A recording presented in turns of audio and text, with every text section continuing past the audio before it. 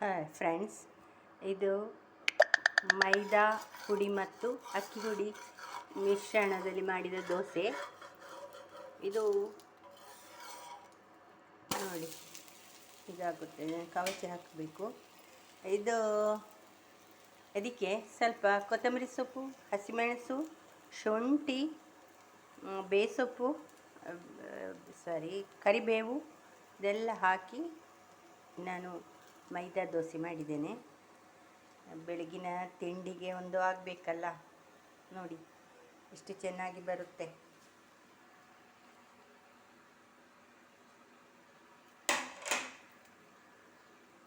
ನೆಚ್ಚಿಕೊಳ್ಳಲು ಗಟ್ಟಿ ಮೊಸರು ಮತ್ತು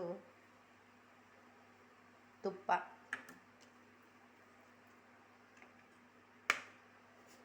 ನೋಡಿ ಬಹಳ ಚೆನ್ನಾಗಿ ಉಪ್ಪು ಎಲ್ಲ ಹಾಕಬೇಕು, ರುಚಿಗೆ ತಕ್ಕ ಉಪ್ಪು ಎಲ್ಲ ಹಾಕಿ ಮಾಡಿದ್ದು ನಾನು ದೋಸೆ.